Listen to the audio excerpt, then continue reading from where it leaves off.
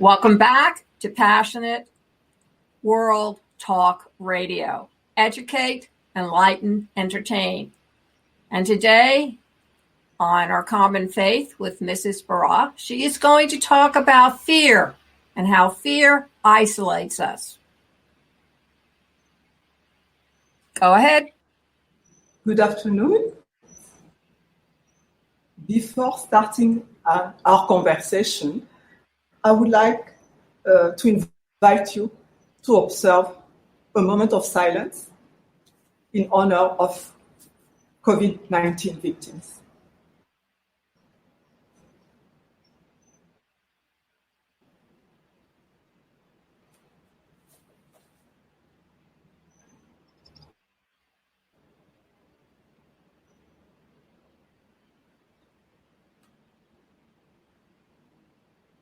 Our common faith.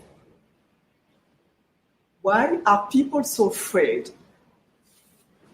Fear is a topic common to all human beings because most people tend to be afraid. Fear is intrinsic to our human nature. It is a human inclination to display fear when confronted to some kind of danger, and anxiety is induced by an actual or potential threat to our well-being. This is why the Italian Renaissance writer Machiavelli, in his book, The Prince, enhanced the use of fear as a very effective way for rulers to keep their people in order. But with COVID-19 pandemic, we are far away from this assumption. We feel surrounded by death. So many lives were taken, more than 40,000 here in the United States, and 180,000 worldwide. Those are frightening numbers. In these circumstances, fear of losing loved ones is a normal human experience. Fear of our own death is a basic instinct. Uncertainty about the future is a concern. While unemployment rate is rising at an exponential speed, we are afraid to fall into that category. We could lose our home or experience the lack of food. There is a spike in demand for food pantries as millions of people find themselves laid off. All things considered, it seems to be an apocalyptic scenery unseen before. We know more than ever that humans have limitations. There are so many things we are not able to control. We were already aware of our incapacity to stop Mother Nature when major hurricanes or earthquakes occur, inducing deadly situations that leave us in a state of fear. The pandemic circumstances emphasize our limitation, resulting in our incapacity to grasp and control COVID-19. Should we continue to fear and stay in despair? Fear and anxiety paralyze. We would rather take action and continue to work hard. Be creative and innovative. As we are working from home, acquire more knowledge, extend our field, our expertise, and do our very best to make some progress and push ourselves to our limit. What do religions teach us about fear? Religion teaches us hope. We need to pray and meditate, be closer to the Almighty. He will guide us and pave our way into tomorrow.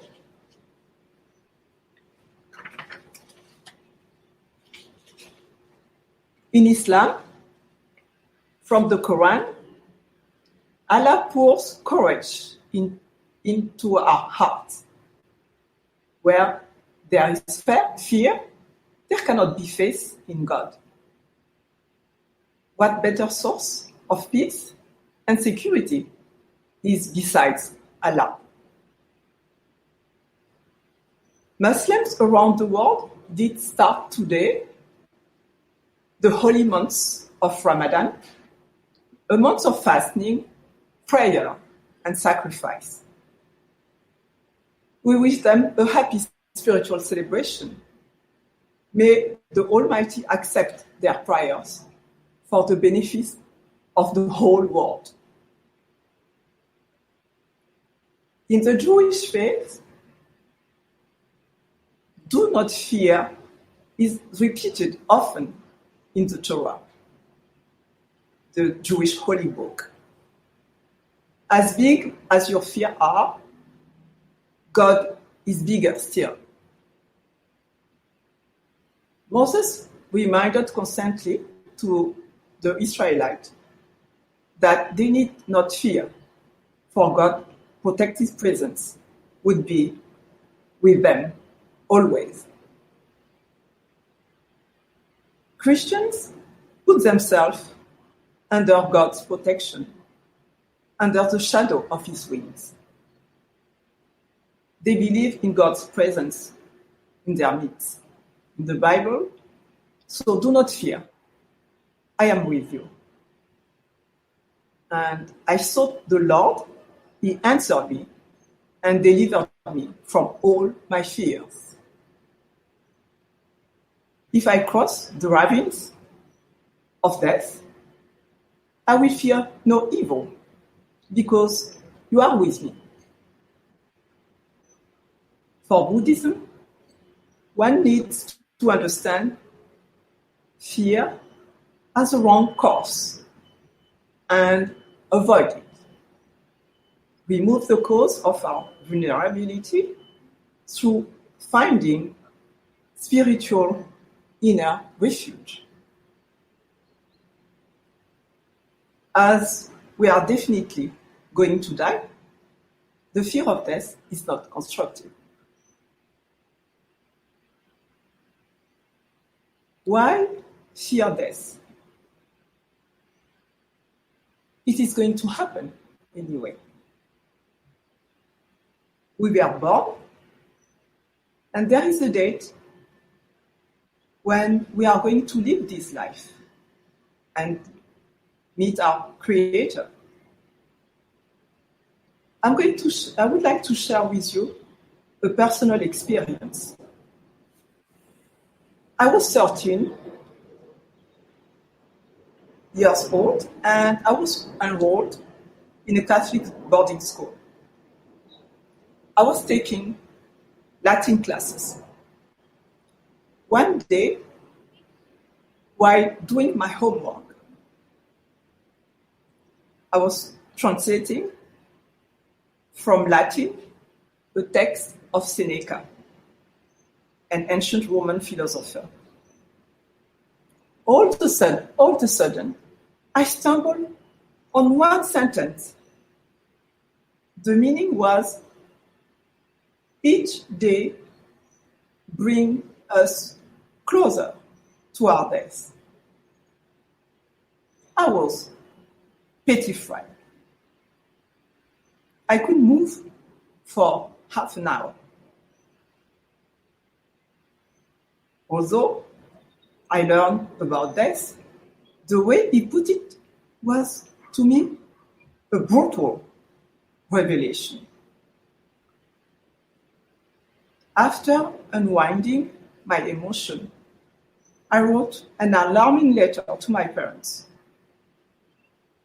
A few days later, my mom calmed me down by sending a very thoughtful and meaningful response.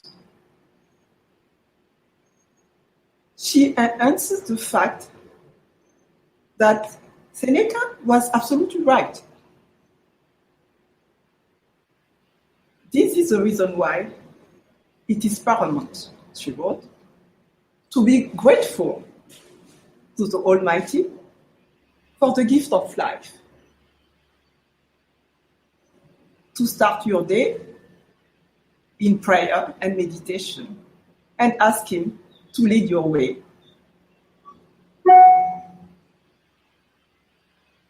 You have to fill your day with love, duty, and service to others. Make your presence felt. Be attentive to every detail. Enjoy every single moment. Be happy and merry. Try to do everything perfectly. Use all your ability to do things when you are doing them. Study well, dance well, play well, be loving and caring. Never mean to others, even if they are mean to you. Be faithful and trustworthy. You need to live as if today was your last day on earth. Apply this sentence taken from Roman poet Horace, Carpe diem, seize the day, and do it right. At the same time, be organized. Pay attention. Spare money as if you were going to live for 100 years. In order not to be a burden on your family. To me, this was a perfect recipe for happiness. And every day, I was ready. No more fear.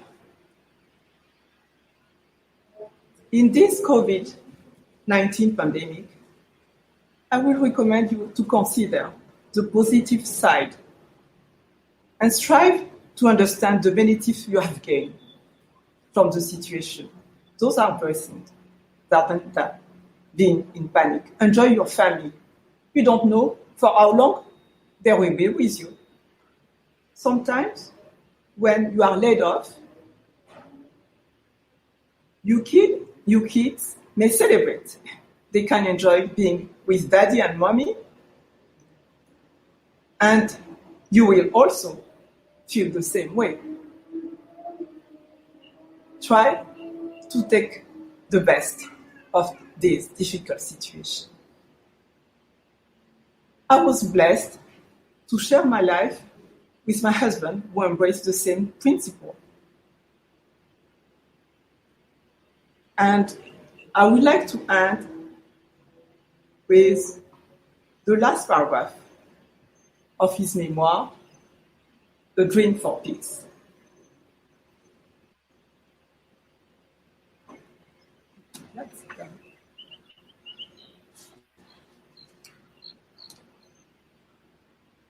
In light of my faith and knowing fully well that each one of us has a specific mission to fulfill during his or her lifetime, I venture to put all my work, heart, in whatever I try to accomplish at every single moment. And I embrace all humans as unique in the eyes of the Almighty. The attributes that define me are faith, honor, duty, love, justice, peace, and dialogue. These are characteristics that can move mountains. While we are still sailing in a common vessel known as planet Earth, I believe in my heart that I have accomplished my life's mission. I can now sense that the time has come for me to get ready to disembark and go to meet my Creator. And this is also his book, Our Common Faith, and that's the base for his foundation, Dr. Ghoulem Berrah Foundation. Thank you for listening today, and God bless you. Thank you for listening to Mrs. Ghoulem Berrah on Our Common Faith, talking about fear.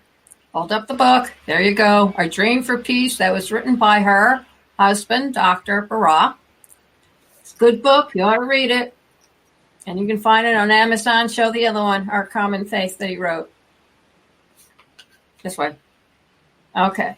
Very good. Yes, that's it. Show it. Very good. Big smile. And you can find them on Amazon.com. You can also see this interview with this Mrs. Berrah talking about fear on YouTube.com, PWR Talk Radio. Also on Facebook Live /PWR Network. Thank you. Good. And you can also find it at https://passionateworldtalkradio.com. Left-hand side menu, scroll down to the right, and you will find her page, Mrs. Ghoulem Berrah, and you should have the video posted there. And before you go away and stray, Montaigne had this to say in 1580, "Praise is always pleasing. Let it come from whom or upon what account it will." Thank you all very much for listening to Mrs. Berrah. And we encourage you to come back in another month when she will have her podcast on again. And hopefully the quarantine will be off for some of us people. Until next time, stay healthy. Make sure you wear your mask, wear your gloves, and stay that 6 feet apart, because it's really very important. Thank you for having me. Always, you're welcome.